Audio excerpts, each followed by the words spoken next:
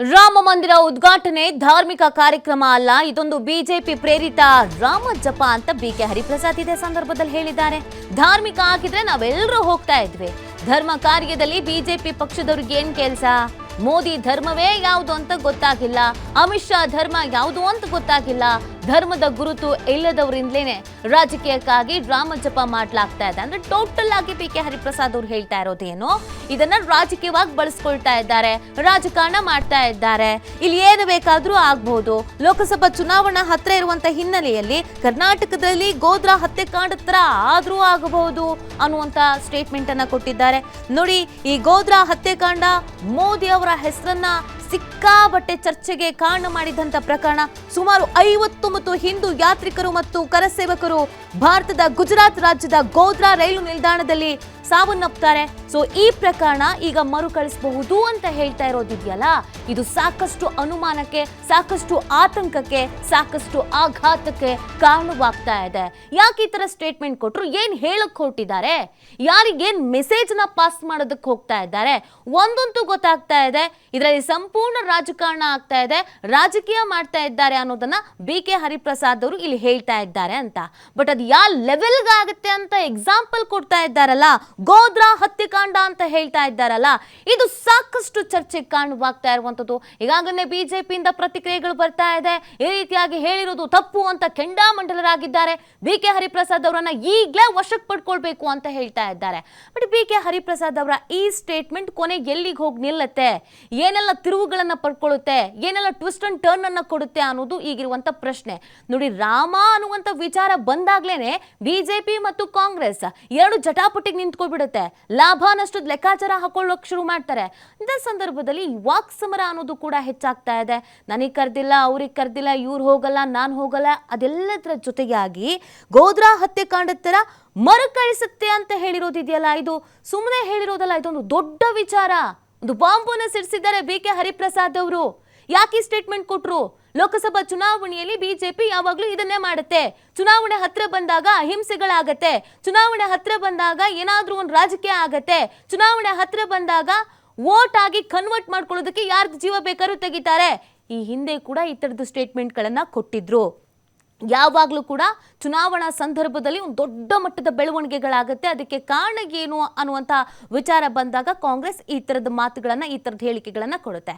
ಈ ಬಗ್ಗೆ ಮಾತನಾಡಲಿಕ್ಕೆ ಗೋ ಮಧುಸೂದನ್ ಅವರು, ಬಿಜೆಪಿ ಮುಖಂಡರು ನಮ್ಮ ಜೊತೆ ಫೋನ್ ಸಂಪರ್ಕದಲ್ಲಿದ್ದಾರೆ. ಸರ್ ನಮಸ್ತೆ. ಸರ್ ನಮಸ್ತೆ. ನಮಸ್ಕಾರ ಮೇಡಮ್. ಸರ್, ನನ್ನ ಧ್ವನಿ ಕೇಳಿಸ್ತಾ ಇದ್ರೆ ಬಿಕೆ ಹರಿಪ್ರಸಾದ್ ಅವರ ಸ್ಟೇಟ್ಮೆಂಟ್ ನಿಮ್ಮ ಗಮನಕ್ಕೆ ಬಂದಿದೆ ಅಂತ ಭಾವಿಸ್ತೀನಿ. ಬಂದಿಲ್ಲ? ಹೌದಮ್ಮ, ಹೌದು, ಬಂದಿದೆ.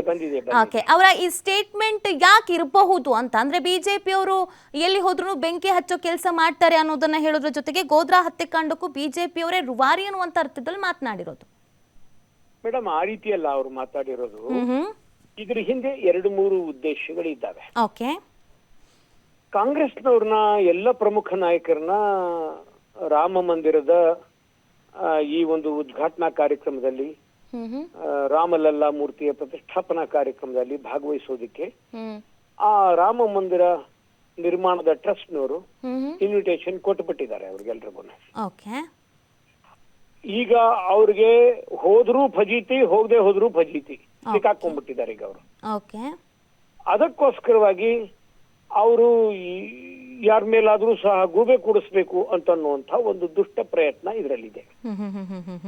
ಹಾಗಾಗಿ ಅವ್ರ ಲೆಕ್ಕದಲ್ಲಿ ಏನು ಅಂದ್ರೆ, ಈ ಕಾರ್ಯಕ್ರಮನೇ ಸಕ್ಸಸ್ ಆಗದೆ ಹೋದ್ರೆ, ಈ ಕಾರ್ಯಕ್ರಮನೇ ಫೇಲ್ಯೂರ್ ಆಗೋಗ್ಬಿಡ್ತು ಅಂತಂದ್ರೆ, ಆ ತರದ ದುಷ್ಟ ಪ್ರಯತ್ನದಲ್ಲಿ ಗೋದ್ರಾ ಕಾಂಡ ಆದಾಗ ಹೇಗೆ ಆಗಿತ್ತು ಆ ರೀತಿ ಇನ್ನೊಂದ್ಸರಿ ಆಗೋಗ್ಬಿಡುತ್ತೆ ಅಂತ ಹೇಳಿ ಹೆದರಿಕೆಯನ್ನ ನಿರ್ಮಾಣ ಮಾಡಿ, ಜನ ಈ ಕಾರ್ಯಕ್ರಮಕ್ಕೆ ಹೋಗದೆ ಇರೋ ಹಾಗೆ ಮಾಡ್ಬಿಟ್ಟು ಇದನ್ನ ಫ್ಲಾಪ್ ಮಾಡ್ಬೇಕು ಅಂತನ್ನುವಂತ ಅತ್ಯಂತ ನೀಚ ಪ್ರವೃತ್ತಿಯ ದುಷ್ಟ ಪ್ರಯತ್ನ, ಒಂದು ಷಡ್ಯಂತ್ರ ಇದ್ರ ಹಿಂದೆ ಕಾಣ್ತಾ ಇದೆ.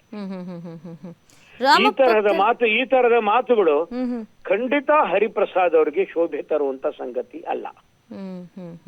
ಮತ್ತೆ ಎರಡನೇದಾಗಿ, ಹರಿಪ್ರಸಾದ್ ಇವತ್ತು ಕಾಂಗ್ರೆಸ್ನಲ್ಲಿ ಯಾರಿಗೂ ಬೇಡವಾಗಿರುವಂತಹ ವ್ಯಕ್ತಿ ಆಗಿದ್ದಾರೆ. ಈ ತರದ್ದೇನೋ ಅತಿ ಬುದ್ಧಿವಂತಿಕೆಯ ಸ್ಟೇಟ್ಮೆಂಟ್ ಕೊಟ್ಟು ಕಾಂಗ್ರೆಸ್ನಲ್ಲಿ ತಾವೇನಾರ ಒಂದ್ ಸ್ವಲ್ಪ ಎಲ್ಲಾರ ಜಾಗ ಹುಡುಕ್ಬೋದಾ, ನಮಗೂ ಏನಾರ ಒಂದು ಬೋರ್ಡು ಕಾರ್ಪೊರೇಷನ್ ಸಿಗಬಹುದಾ ಅಂತ ಹೇಳಿ ಒಂದು ಬಾರ್ಗೈನ್ ಮಾಡ್ಕೊಳ್ಳಿಕ್ಕೆ ಮಾಡ್ಕೋತಾ ಇರುವಂತ ಒಂದು ವ್ಯಾಪಾರ ಇದು ಅಂತ ನಮಗನ್ಸುತ್ತೆ.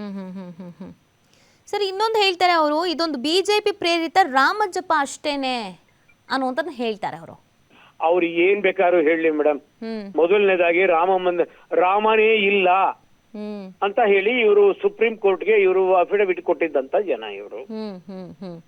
ರಾಮ ಅಂತನ್ನೋ ವ್ಯಕ್ತಿನೇ ಇರ್ಲಿಲ್ಲ. ಮತ್ತೆ ರಾಮ ಸೇತು ಅಂತನ್ನೋಂಥದ್ದೇ ಇಲ್ಲ. ಈ ರೀತಿ ಎಲ್ಲ ಸುಪ್ರೀಂ ಕೋರ್ಟ್ಗೆ ಇವರು ಅಫಿಡವಿಟ್ ಕೊಟ್ಟಿದ್ದಂತ ಜನ. ಮತ್ತೆ ಅಲ್ಲಿ ಬಾಬರಿ ಮಸೀದಿನೇ ಇರ್ಬೇಕು, ಯಾವ ಕಾರಣಕ್ಕೂ ರಾಮ ಮಂದಿರ ಆಗಬಾರದು ಅಂತ ಹೇಳಿದಂತ ಜನ.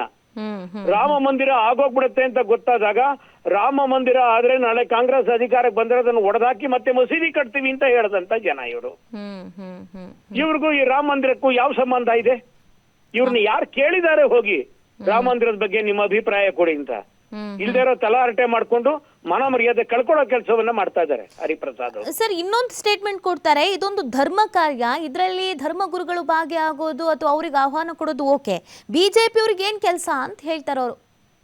ನೋಡಿ ಮೇಡಮ್, ಈ ದೇಶದಲ್ಲಿ ಧರ್ಮ ಗುರುಗಳಿಗೆ ಮಾತ್ರ ಧರ್ಮ ಸೀಮಿತವಾಗಿರುವಂತದ್ದಲ್ಲ. ಈ ದೇಶದಲ್ಲಿ ಎಲ್ಲರಿಗೂ ಧರ್ಮ ಇರುವಂತದ್ದು, ಎಲ್ಲರಿಗೂ ಧರ್ಮ ಇದೆ.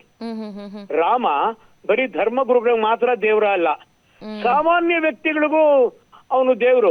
ಶಬರಿಗೆ ದೇವರು, ಹನುಮಂತನಿಗೆ ದೇವರು, ಜಾಂಬುವಂತನಿಗೆ ದೇವರು, ಅಷ್ಟೇ ಒಂದು ಚಿಕ್ಕ ಅಳಿಲಿಗೂ ದೇವರು ರಾಮ.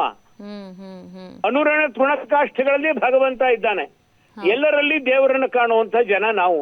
ಹಾಗಿರ್ಬೇಕಾದ್ರೆ ಈ ತರದ ನಮ್ಮ ಹಿಂದೂ ಧರ್ಮದ ಯಾವ ಗಂಧ ಗಾಳಿ ಇಲ್ಲದೆ ಇರುವಂತ, ಯಾವುದೇ ರೀತಿಯಾದಂತ ತತ್ವ ಸಿದ್ಧಾಂತ ಗೊತ್ತಿಲ್ಲದೆ ಇರುವಂತ ಒಬ್ಬ ಅವಿವೇಕಿ ವ್ಯಕ್ತಿ ಇಂತಹ ಸ್ಟೇಟ್ಮೆಂಟ್ಗಳನ್ನ ಕೊಡ್ತಾನಷ್ಟೇ. ಸರ್ ಅಂದ್ರೆ ಅವ್ರು ಹೇಳ್ತಾರೆ, ರಾಮ ಭಕ್ತರಿಗೆ ಎಲ್ರಿಗೂ ರಕ್ಷಣೆ ಬೇಕು, ಇದರಲ್ಲಿ ಎಲ್ಲವೂ ಬಿಜೆಪಿ ರಾಜಕೀಯ ಮಾಡುತ್ತೆ, ಸಾವು ನೋವುಗಳು ಸಂಭವಿಸುತ್ತೆ, ಅದರ ರಾಜಕೀಯ ಲಾಭವನ್ನ ಪಡ್ಕೊಳ್ಳುತ್ತೆ, ಗೋದ್ರಾ ಹತ್ಯಾಕಾಂಡದಲ್ಲೂ ಇದೇ ತರ ಆಗಿತ್ತು ಅನ್ನುವಂತ ಅರ್ಥದಲ್ಲಿ ಅವ್ರು ಮಾತನಾಡ್ತಾರೆ.